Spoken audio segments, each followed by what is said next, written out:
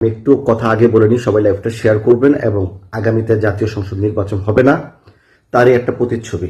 বিস্তারিত শেরপুরের বিষয়গুলো আপনারা আমাদের প্রফেসর ডক্টর মোহাম্মদ ইউনূসের মহোৎসবের নির্বাচন যতই ঘনিয়ে আসছে ততই আশঙ্কা বাড়ছে। আসসালামু আলাইকুম। আমি আপনাকে দেখাবো ফেব্রুয়ারি 12 তারিখে নাকি নির্বাচন হবে না, কিন্তু কেন, যা আপনারা জানলে অবাক হয়ে যাবেন। তো আজকের এই ভিডিওটি অত্যন্ত গুরুত্বপূর্ণ। তো আমি আশা করব যে আপনারা সম্পূর্ণ ভিডিওটি দেখবেন, আর এই সম্পূর্ণ ভিডিওটি দেখলেই বিস্তারিত জানতে পারবেন। আর এই ভিডিওটি দেখানোর আগে আপনাদের কাছে আমার ছোট্ট একটি রিকোয়েস্ট, আপনারা যদি চ্যানেলে নতুন হয়ে থাকেন তাহলে নিত্য নতুন আপডেট নিউজ সবার আগে পেতে আমার এই চ্যানেলটি সাবস্ক্রাইব করে আমার সাথেই থাকুন। আর এখন চলুন কথা না বাড়িয়ে আমরা ভিডিওটি দেখে আসি। আমি একটু কথা আগে বলে নিই, সবাই লাইভটা শেয়ার করবেন এবং আগামীতে জাতীয় সংসদ নির্বাচন হবে না, তারই একটা প্রতিচ্ছবি। বিস্তারিত শেরপুরের বিষয়গুলো আপনারা অবগত হন। আপনারা সকলেই অবগত আছেন যে নির্বাচনী ইস্তেহার নিয়ে শেরপুর 3 আসনের ঝিনাইগাতি উপজেলার স্টেডিয়াম মাঠে উপজেলা রিটার্নিং অফিসার মানে টিউনুর পক্ষ থেকে এবং থানার ভারপ্রাপ্ত ওসি সাহেব ওইখানে নির্বাচনী ইস্তেহার ঘোষণা করেন। সেখানে জামাতে ইসলাম এবং অন্যান্য দল বা বিএনপি ওইখানে আসবে তাদের ইস্তেহারগুলো শোনার জন্য।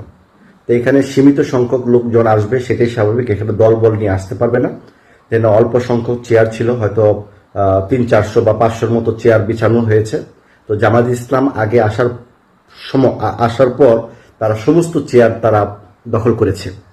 যখন বিএনপির লোক আসছে তখন তারা চেয়ারে সিট পাচ্ছে না বসার জন্য, তখন টিউনু মহোদয় মাইকিং করে বলতেছে যে জামাতে ইসলামকে আপনারা অর্ধেক সিট খালি করে দেন, চেয়ার খালি করে দেন, কারণ নির্বাচনে আসতে সকলের জন্য আইন সমান। তো জামাতে ইসলাম চেয়ার খালি করার সময় বিএনপিকে ভুয়া ভুয়া ভুয়া বলে স্লোগান দিচ্ছে। এভাবেই কিন্তু একটি সংঘর্ষ হয়। যখন বিএনপি প্রতিবাদ করতে হয় তখনই তারা পাঞ্জাবি নিচের থেকে তারা দেশীয় অস্ত্র, কুড়াল, ছুরি এবং দাও দিয়ে এবং আপনার লাঠি দিয়ে বিএনপি নেতাকর্মীদের আঘাত করে। তারপরে 3 জন গুরুতর আহত, আজকে একজন মারা গেছেন। সেটা হচ্ছে যুগ্ম আহ্বায়ক, যুবদলের আপনার ঝিনাইগাতি উপজেলার যুগ্ম আহ্বায়ক সাইফুল ইসলাম। উনি একজন ভালো মানুষ এবং ত্যাগী নেতা ছিলেন। তাকে হত্যা করা হয়েছে, পিটিয়ে হত্যা করা হয়েছে। তাহলে বুঝতেই পারেন যে জামাতের কাছে কি ধরনের অস্ত্র ছিল। তো এখন যখন এই উচ্ছৃঙ্খলটা হয়, প্রশাসনের পক্ষ থেকে মঞ্চ থেকে মাইকিং করা হচ্ছে, জামাতে ইসলামকে বলা হচ্ছে আপনারা বন্ধ করুন, আর জামাতে ইসলাম আপনারা বন্ধ করুন। তাহলে এখানেও কি প্রকাশ পায়, কি প্রমাণ পাচ্ছে? আর একটি জিনিস আমি ক্লিয়ার করে সবসময় বাংলাদেশের মানুষকে অবগত করি এবং পূর্ব বার্তা দিয়ে রাখি বাংলাদেশে আসলে কি হচ্ছে। এই যে আপনার ঝিনাইগাতি শেরপুর 3 আসলে বিএনপি এবং জামাতের যে সংঘর্ষটা হয়েছে, এটা হচ্ছে ঝিনাইগাতি উপজেলা, কিন্তু শ্রীবর্দী উপজেলা হচ্ছে ঝিনাইগাতি এবং শ্রীবর্দী একটি আসন। তো শ্রীবর্দী উপজেলাতে রাত 10টার দিকে জামাতের ওই উপজেলার সেক্রেটারি মাওলানা রাজাউল করিম নিহত হয়েছেন। এই নিউজগুলো আমরা পেয়েছি রাত 10টার পরে। কিন্তু 10টার সময় যখন উনি মারা যান, ঠিক 10:30টার মধ্যে ঢাকাতে শিবিরের আন্দোলন তুলপাড় সারা ঢাকা শহর। তারেক রহমানের প্ল্যান, শেরপুরের মানুষ হত্যা করে খুন না জানি কিভাবে একটা স্লোগান দিয়েছে। তারেক রহমানের প্ল্যান, মানুষ করে হত্যা করে কিভাবে একটা স্লোগান দিয়েছে আপনারা দেখেছেন। কিছু হলে তারেক রহমানের দোষ।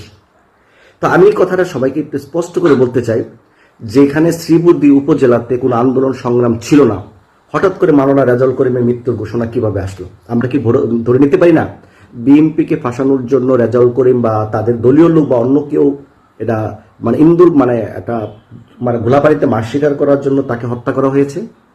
এই বিষয়গুলো তদন্ত করা উচিত নয়।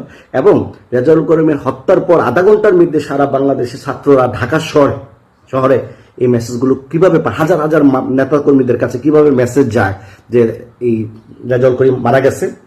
তো তারা অবশ্যই উৎপেতে ছিল, আগেই তারা স্ট্যান্ড বাই ছিল, যেরকম একটা ঘটনা ঘটবে আমরা আন্দোলন করবো বিএনপির বিপক্ষে।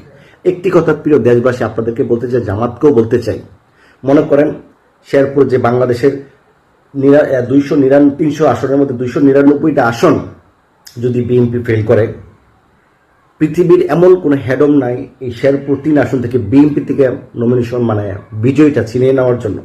ওনার আকাশ ছোঁয়া জনপ্রিয়তা, বাংলাদেশের সবচেয়ে কনিষ্ঠ এমপি ছিলেন এই যে আপনার মাহমুদুল হক রুবেল। 25 বছর উনি এমপি হয়েছেন 3বার। আওয়ামী লীগের দুঃশাসন না থাকলে উনি 6বারের এমপি হইতেন।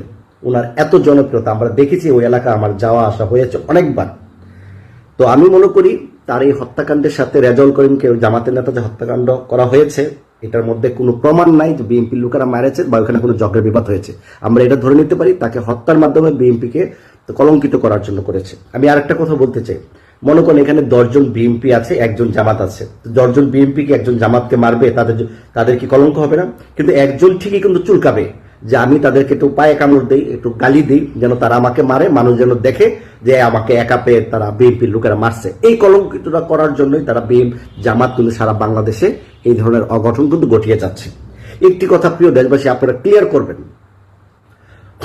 উসমান হাদি যখন নিহত হয় তার 20 মিনিটের মাথায় আসিফ মাহমুদ সজীব ভুইয়া উপদেষ্টা, এর আগের দিন উনি পদত্যাগ করেছেন, রাস্তায় নেমে গেছেন হাজার হাজার নেতাকর্মী নিয়ে, মাথার মধ্যে বাংলাদেশ ফ্ল্যাগ নিয়ে।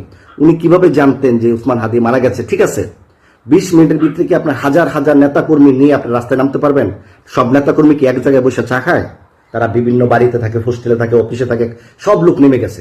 তা আমি মনে করি এগুলো পরিকল্পিত। বাংলাদেশে নির্বাচন হবে না, এখন সারা বাংলাদেশের জামাত ইসলাম এই ধরনের কর্মকাণ্ডই করবে। তারা যদি 100-200 না 100 বিএনপির ক্যান্ডিডেটকে হত্যা করেও যদি ক্ষমতা আসতে হয় তারা আসবে। তাদের প্ল্যান এটা। তারা জামাতের আমির সেন্ট্রালের বলেছেন শফিকুর রহমান যে কোনো বিনিময়ে আমাদের ক্ষমতা আসতে হবে। আমাদের যদি একজন মারা যায় আমরা 10 জনকে হত্যা করব, এটা তাদের জন্য জায়েজ। এই ধরনের কথাবার্তা যারা বলেছেন, আবার বলছেন আসিফ মাহমুদ সজীব ভুইয়া, তারেক রহমান সাহেব গাড়িতে বসে প্রোগ্রাম করছেন কেন? গাড়িতে নেমে প্রোগ্রাম করেন, তার মানে কি গাড়িতে নামলে ওনার নিরাপত্তা বিঘ্নিত হবে, তাহলে তারেক রহমানকে হত্যা করতে সুবিধা হবে। আমরা কি এটা ভাবতে পারি না? তাহলে এই ছোট ছোট বাচ্চারা এত কোটি টাকার মালিক হয়ে গেছে, উপদেষ্টা হয়ে গেছে, উপদেষ্টা আসার পর তাদের কোনো হিসাব নাই, সাথে সাথে তারা এনসিপিতে জয়েন করেছে। কারণ এনসিপি জামাত হচ্ছে ডক্টর ইউনূসের একটি ছত্রছায়া রাজনৈতিক দল, তাদেরকে কেউ কিছু বলবে না। আমি এটা তীব্র নিন্দা প্রতিবাদ জানাচ্ছি। মাওলানা রেজাউল করিমের হত্যার জন্য সারা ঢাকার শহর শিবিরের লোকেরা তুলপার করে ফেলছে। তারেক রহমানের জবাবদিহি করতে হবে, এই করতে হবে, সেই করতে হবে। আবার এদিক দিয়ে আমাদের যুব দলের আহ্বায়ক মারা গেছে সাইফুল ইসলাম, তার কোনো রদবদল নাই। কারণ বিএনপি চায় না বাংলাদেশে উচ্ছৃঙ্খল হোক। যারা এই গোলাপানিতে মাছ শিকার করছেন তাদের অবশ্যই তাদের পাল্লার গজব পড়বে। কথায় আছে না, মার দুধ খায় যদি পেট না ভরে বাপের ডোন খায় চুষলে কিন্তু পেট ভরবে না। এই কথাটা খারাপ হলেও কথাটা কিন্তু মনে রাখবেন যারা এই উচ্ছৃঙ্খল রাজনীতির সাথে জড়িত আছেন। শুধু কি আপনার শেরপুরে মেহেরপুর 1 আসনে বিএনপির প্রার্থী মাসুদ তরুণের পক্ষে মানে দানিশ শীষ প্রতীকে নির্বাচন চাওয়া আপনার বিএনপির জেলা সাংগঠনিক সম্পাদক রুমান আহমেদ ও মহিলা দল নেত্রী সাবিহা সুলতানা নূরের উপর ইসলাম তো বলবো না, জামাতের সন্ত্রাসীরা এই 2 মহিলার উপর আকস্মিক মানে আঘাত করে রক্তাক্ত করে ফেলেছে। শুধু এটা আপনি সব জায়গায় দেখবেন যে কি কি ঘটনা বাংলাদেশে ঘটে যাচ্ছে। তো এখানে যেখানে প্রশাসন পর্যন্ত নিয়ন্ত্রণ করতে পারছে না, জামাতে ইসলামকে মাইকিং করতেছে যে আপনারা থামেন থামেন থামেন। কই বিএনপির নাম তো বলে নাই, বিএনপির হাতে তো লাঠি সোটা নাই। আপনারা দেখবেন বিএনপি যে 100 লোক যে আহত হয়েছে সবার কিন্তু মাথার মধ্যে শরীরের মধ্যে কূপ আছে, শুধু মাথার মধ্যে। কারণ ওই যে লাঠি সোটা নিয়ে আসছে আগের থেকে প্রস্তুত। পরে বিএনপিরা কিন্তু এই এত ইয়ার ভিতরে তারা কিন্তু বিভিন্ন ছত্রছায়া হয়ে পালিয়ে গেছে। তোর মাইকিং করে কিন্তু লোকজন নিয়ে আসছে জামাত চলে গেছে, আপনার বের হন। কারণ তারা হাত শূন্য, অস্ত্রধারীর সামনে কি শূন্য হাতে কোনো কিছু করা যায়? যেখানে বিএনপির লোকেরা জানতো যেখানে চেয়ার সীমিত। মাহমুদুর রহমান রুবেল ভাই বলেছেন যে সীমিত মানুষ, আমরা 200-300 লোক গিয়েছি, কিন্তু জামাত গিয়েছে কয়েক হাজার লোক আশেপাশে অবস্থান করছে এবং প্রত্যেকটা চেয়ার তারা দখল করে দিচ্ছে। এটা কি একটা উস্কানি না? এটা কি তারা মানে জেনে শুনে তারা ঝগড়া লাগানোর জন্য জামাত গিয়েছে না? কারণ জামাতের জনপ্রিয়তা বিএনপির কাছে ওইখানে শূন্য, ছাগলের বাচ্চার মতো। তো হাতির সাথে তো ছাগলের বাচ্চার কোনো মানে তুলনা হয় না। তাই একটা গ্যাঞ্জাম লাগায় যদি হাতির একটা কলঙ্ক করা যায়, তারা এই কাজটাই করেছে।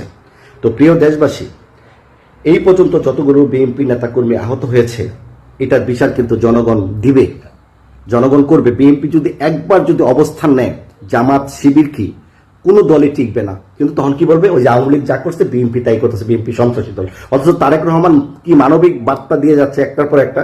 শেরপুর হত্যাকাণ্ড হয়েছে, তারেক রহমানের দোষ হয়ে গেছে। কই আমাদের যুবদল নেতা তো মারা গেল, কই আমাদের শফিকুর রহমান, ডাক্তার শফিকুর রহমান জামাতের আমির উপর তো আমরা এনজাম লাগানি। এটাই হচ্ছে ভদ্রতা জামাতের। এদিক দিয়ে আবার এনসিপির ওই যে মির্জা আব্বাসকে আপনার ওই যে ঢাকা পিঠা উৎসবে যে দাওয়াত দেয় নাই, মির্জা আব্বাসকে দাওয়াত দেওয়া হয়েছে, নাসিরউদ্দিন পাটোয়ারিকে দাওয়াত দেয় নাই। সে উজ্জে গেছে, নিজের ইচ্ছাকৃতভাবে গেছে ঝগড়া সৃষ্টি করার জন্য।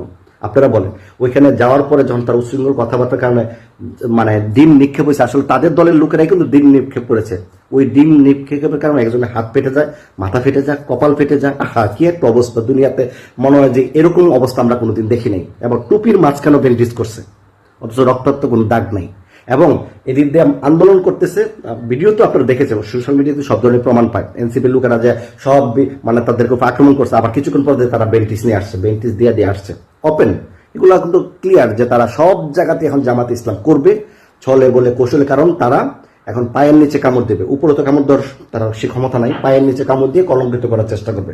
অথচ একটি জিনিস আপনারা খেয়াল করেছেন, আমাদের বিএনপির একজন সিনিয়র নেতা আবু রায়হান রূপন, শেরপুর জেলা বিএনপির যুগ্ম আহ্বায়ক, উনি পর্যন্ত এই যে আপনার শেরপুর 3-এর জামাতে ইসলামের দাঁড়িপাল্লার প্রার্থী আপনার নুরুজ্জামান বাদলকে বুকে ধরে পাও ধরে বলতেছে, ভাই আপনি আসেন। সবাই তো সবাই চিনে, ভাই আপনি আসেন, আপনি সামনে যায় না, আপনি আসেন, অনুরোধ করতেছে, আপনার ঝগড়া লাগায় না। সে কি করেছে, আমাকে ছেড়ে দেন। সামনে যারা জামাতে ইসলামের লোক ছিল তাদেরকে আর উস্কানি দিচ্ছে, তোমরা এগিয়ে আসো, প্রতিবাদ করতে হবে। মানে উস্কানিটা আরো বাড়াচ্ছে, কারণ প্রার্থী যদি লিডার যদি উশৃঙ্খল কর্মীরা তারা সুযোগ পায়, সে ঝগড়া থামাতে আসে নাই। অথচ বিএনপির বড় বড় নেতারা আতপাও ধরতেছে এই ঝগড়াটা থামানোর জন্য, যেন বিএনপির কলঙ্কটা কম হয়। তারা তো নাটক করবে, কারণ ব্যবসাদের চরিত্র কোন থাকে না।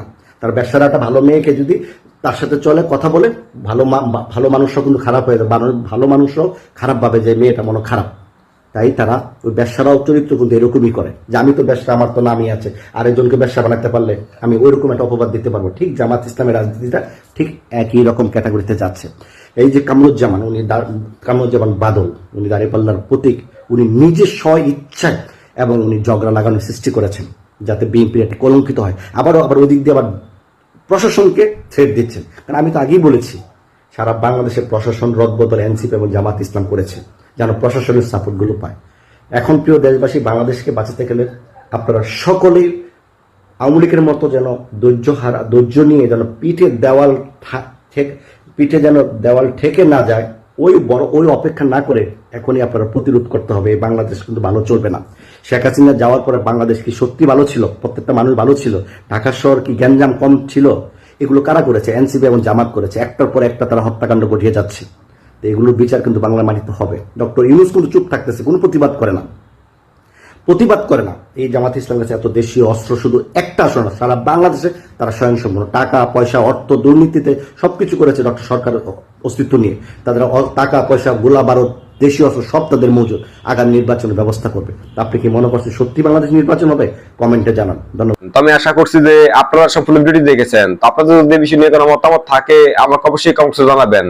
তো আমি এখানে ভিডিওটি শেষ করতেছি। তো দেখা হচ্ছে পরবর্তী ভিডিওতে। সে পর্যন্ত সবাই ভালো থাকবেন, সুস্থ থাকবেন। আল্লাহ হাফেজ।